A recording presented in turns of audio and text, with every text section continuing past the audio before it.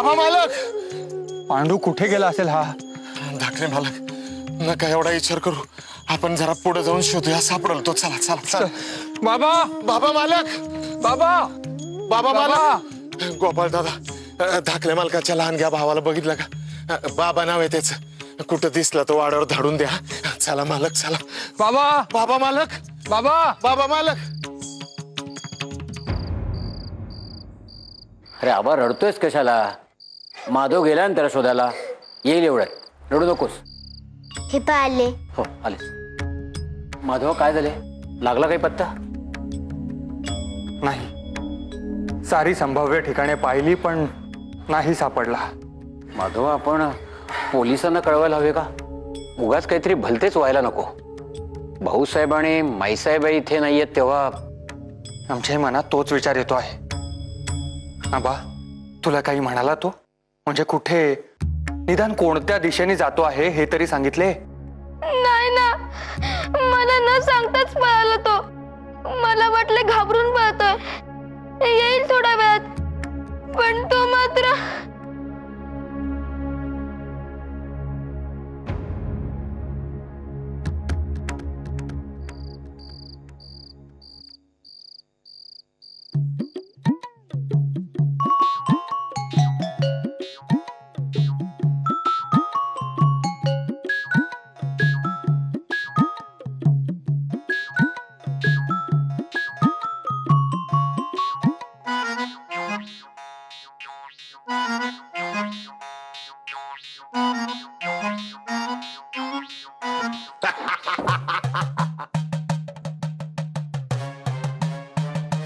काय करतायसा? उठा उठा.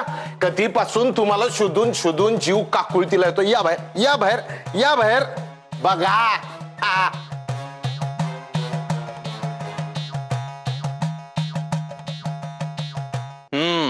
आणा त्याच बाहेर.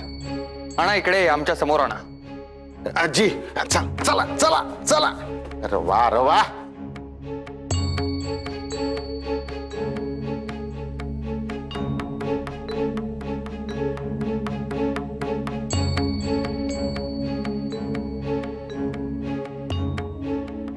बाबा, अरे इतका वेळ पेटाऱ्यात होतास, मग कपडे कशामुळे मळले एवढे?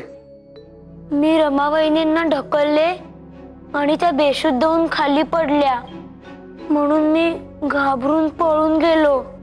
कशी बशी लपत छपत रानात संध्याकाळ काढली. पण जसा अंधार व्हायला लागला, मला भीती वाटायला लागली. मग मी हळूच परदारातून आत आलो आणि त्या पेटाऱ्यात लपून बसलो. अरे, पण तू ज्या गोष्टीला घाबरत होतास ती गोष्ट घडलीच नाही. रमावहिनीने तुझे नावच नाही सांगितले. त्यांनी खरे असे सांगितले की त्या घसरून पडल्या. मीही काही बोललो नव्हतो, पण तू जेवायलाच आला नाहीस. मलाच सगळे विचारू लागलेस तू कुठे गेलायस, म्हणून मला खरे सांगावे लागले. हे पहा बाबा, तुझ्या एका चुकीमुळे साऱ्यांनाच किती त्रास सहन करावा लागला हे आले ना ध्यानात तुझ्या? आणि सुदैवाने रमांस केवळ मूर्छाच आली होती, काही दुखापत झाली नाही. पण तू जर अशीच दंगामस्ती करीत राहिलास तर भविष्यात असेही घडू शकते. आणि तुला ही चोरासारखे दडपणाखाली इकडे तिकडे लपावेच लागले ना. हे बघ बाबा, तू जर तुझी ही दंगामस्ती बंद केली नाहीस तर कायमचे तुला कोल्हापुरास पाठवून देईन, एवढे ध्यानी ठेव. अहो, मी काय म्हणते, बाबा भाऊजींना भूक लागली असेल ना, त्यांना स्नान करून जेवू दे आधी, मग बोलावे.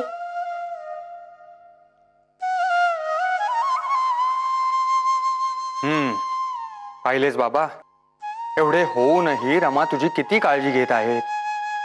आम्ही रागे भरू नये म्हणून तुझ्या भुकेचे कारण पुढे करीत आहेत. जा आता स्नान करून जेवून घे. दुर्गाक्का, घेऊन जायला. हो, चल रे बाबा.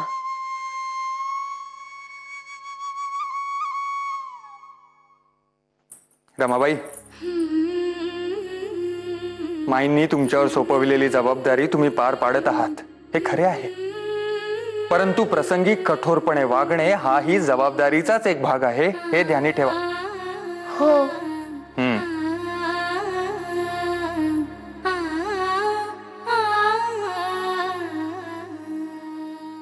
सगळं आवरून झालंय, झोपावयास जाते. अजून काही सेवा अपेक्षित? सरस्वती, का अशी टोचून बोलत असतेस का? दूध दुपट्याने भरलेल्या घरात का अशी घुमसत असतेस? असं घुमसत राहू नये, चांगले नव्हे ते.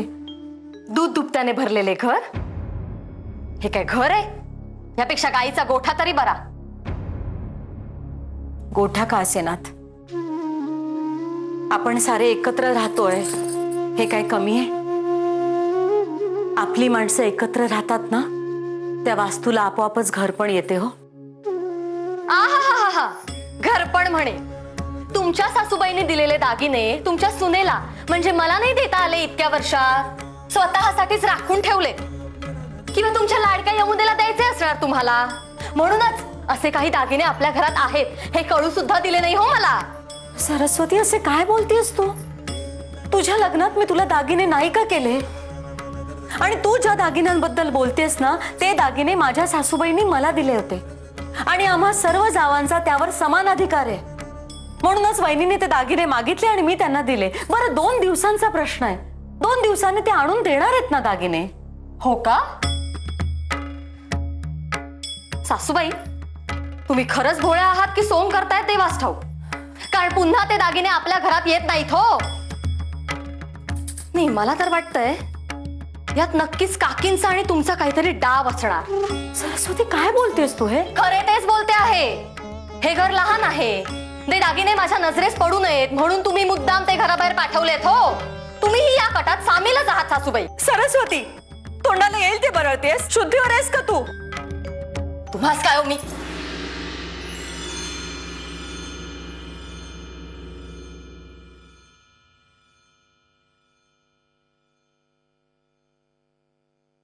काय झालंय आई? नाही, काही नाही. आई काय बोलत होती सरस्वती?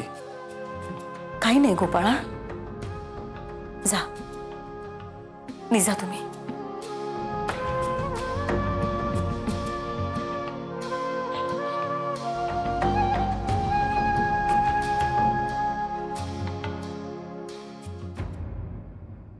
बाबा, बाबा, अरे थांब. एवढे सगळे झाले तरी मस्ती काही कमी नाही झाली तुझी. कुठे जग हुंदडून आलाय देव जाणे. मळला होता नुसता. आम्ही इथे काळजीने अर्धमेले झालो होतो आणि हा फिरतोय गावभर टुणटुणी. चला बस आता जेवायला.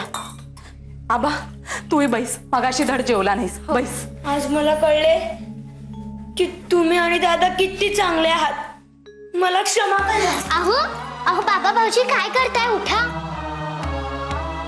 आज जर भाऊसाहेब असते तर मला फोडूनच काढले असते. दादा रागवला, पण तुम्ही मला मार बसण्यापासून वाचवले. तुमचे खूप उपकार झाले माझ्यावर. अहो बाबा, भाऊजी काय करताय? संपले की नाही तुमचे पुराण? आधी एकमेकांच्या झिंज्या ओढ्या आणि मग पाया पडा. कठीण आहे बाई सगळे. चला बसा आता जेवायला. पण दुर्गा अक्का, मला तर झिंजा नाही आहेत, मला तर शेंडी आहे. हे बघ. बाबा, माझी थट्टा करतोय? थांब, तुला बस. नको दुर्गा अक्का, नको. पुरे आता. बाबा, भाऊजी, तुम्हाला भूक लागली असेल ना? या बसा जेवावयास.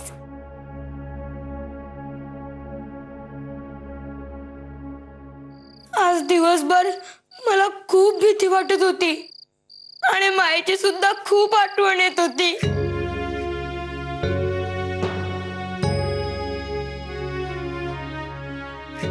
रडू नका. ते माई नसल्या तरी मी आहे ना. जेव्हा बघू, थांबा, मीच भरवते तुम्हास. हो.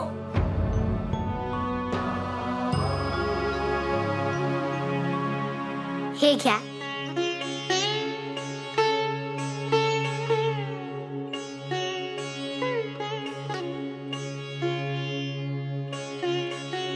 रमावहिनी, तुम्ही किती चांगले आहात. घ्या.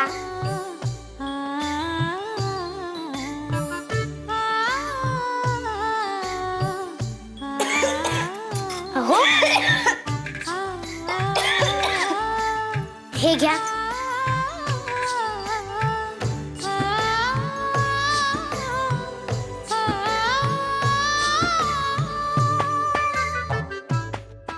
असे खरेच खूप भूक लागली होती ना तुम्हास?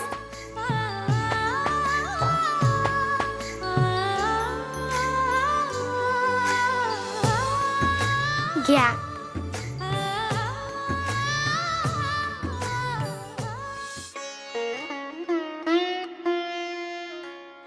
अहो, तुमच्यासाठी दूध आणले आहे. ठेवा तेथे आणि बसा.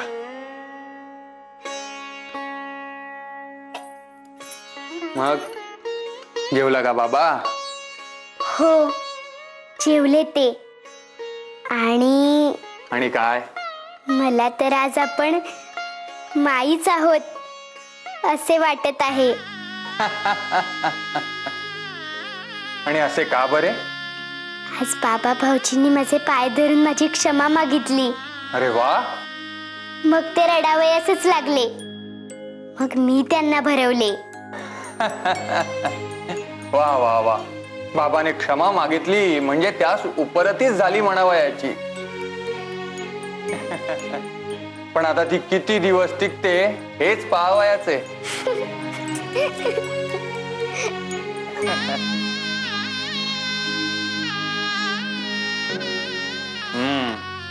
बाबाने क्षमा मागितली. अहो, ही कसली पुस्तके आहेत? ही दक्षिणा प्राईज कमिटीने पाठविलेली पुस्तके आहेत. म्हणजे दक्षिणा प्राईज कमिटी म्हणजे आता ती का स्थापन झाली, कोणी स्थापन केली याचा सारा इतिहास आम्ही आपणास नंतर सांगू. तूर्त एवढेच ध्यानी घ्या की नवीन लेखकांस उत्तेजन मिळावे आणि जुन्यांकडून जोमदार लिहून व्हावे. एकूणच लेखनास उत्तेजन मिळावे यासाठी ही कमिटी पारितोषिके देत असते. तेव्हा आता ही सारे पुस्तके वाचून आम्हास त्यावरचा अभिप्राय कळवावयाचा आहे. म्हणजे ही सगळी पुस्तके तुम्ही वाचणार? हो, आणि ती वाचून झाल्यावर प्रत्येक पुस्तकावरचा आमचा अभिप्राय कळविणार. अहो रमाबाई, एवढे नवल वाटून घेऊ नका. यापुढे ही सारी पुस्तके तुम्ही आम्हास वाचून दाखविणार आहात. म्हणजे आमच्या डोळ्यांवरचा ताणही कमी होईल आणि तुम्हासही नवीन नवीन पुस्तके वाचावयास सापडतील. काय?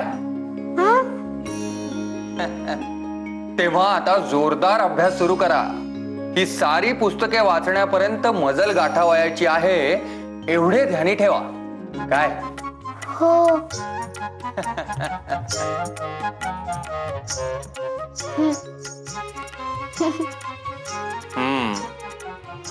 परसात झाडावर घुमे बाई ग पारवा, हातात चुडा हिरवा सौभाग्याचा. गो बाई, अजून इथेच का घुटमळती आमची सुंदरी? छान. आणि काय गो, माझे अंथरुण न घालाव्यास सांगितले होते तूच? मग अगो, वागताना जरा त्रास होतो म्हणून सांगितले होते हो. नाही तर आपली कामे आपणच करण्याची सवय आहे मला रोजची. पण तुझ्याकडून कुठले काम वेळेवर होईल याची अपेक्षा करणे चुकीचे. छान. आता अगदी नाजूकपणे गोधडी शिवत बसलीस इथे. अगो उठ, तोंडाकडे काय बघतेस माझ्या? जा अंथरुण घाल बाजे.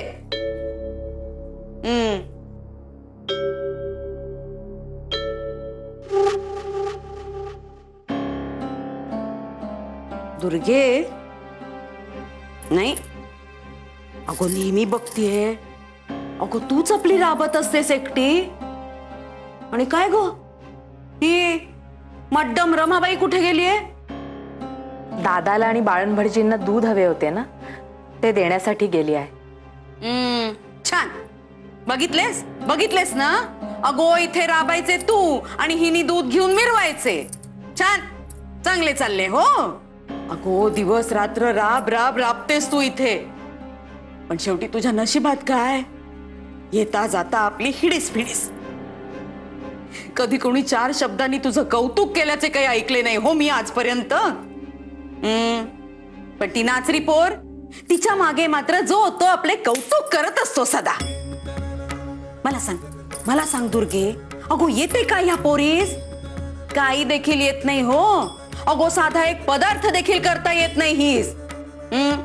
आणि ही म्हणे घरची मुक्त्यारीण. अगो दुर्गे, वास्तविक तुझा जन्म गेला या घरात. तू मोठी जबाबदार, सर्वांचं कसं प्रेमाने करतेस तू. अगो त्यातून तू गोविंदरावांची लेक. म्हणजे मग मला सांग, ताई आणि माईनी करविरास जाताना घराची जबाबदारी कुणाच्या हातात द्यावयास हवी होती?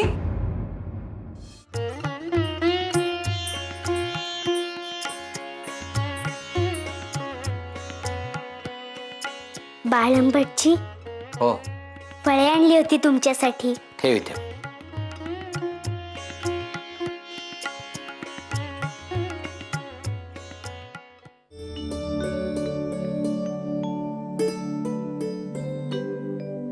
बाळंबटची हं? तुम्ही सांगणार होतात ना मला कशाबद्दल बाळ? निर्जळी उपवासाबद्दल. म्हणजे थोरल्या रमाबाईंनी नाही का यांच्यासाठी 3 दिवसाचा निर्जळी उपवास आणि 121 मोदकांचा नैवेद्य केला होता, तसाच मलाही करावयाचा आहे. बैस.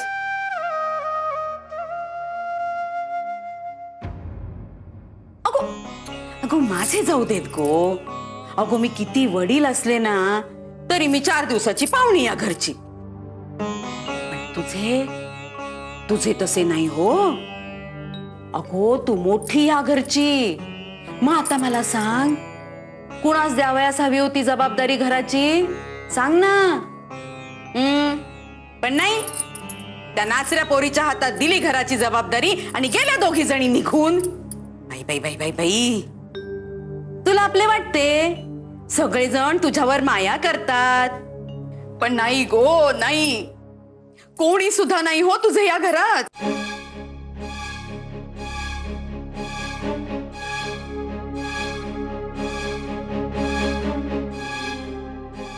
दुर्गे, पण तुला सांगते, अगो आधी नव्हते हो असे काही. म्हणजे तू अगदी माघारी आलीस ना तरी देखील नव्हते. सगळेजण किती माया करायचे तुझ्यावर, सगळे किती मान द्यायचे तूस. पण ही नाचरी पोर घरात आल्यापासून ना सगळेजण अगदी आरती ओवाळायला लागलेत हो तिची. काय फुरळ पाडले या पोरीनी, एक त्या देवाच काय ते ठाऊक. अगो काही नाही गो दुर्गे, अगो तुझी काळजी वाटते मस, बाकी काही नाही हो. येऊ मी? हा,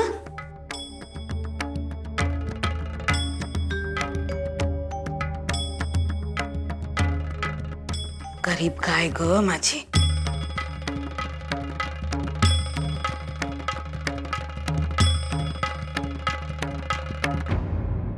रमा, तू अजून लहान आहेस बाळ. त्या रमेने उपवास केला त्यावेळी तिचे वय मोठे होते. तिला झेपला तो उपवास. हे पहा, तू असे काही साहस करण्याचा विचार सोडून दे. पण बाळंबटजी, मला हा उपवास करावयाचाच आहे.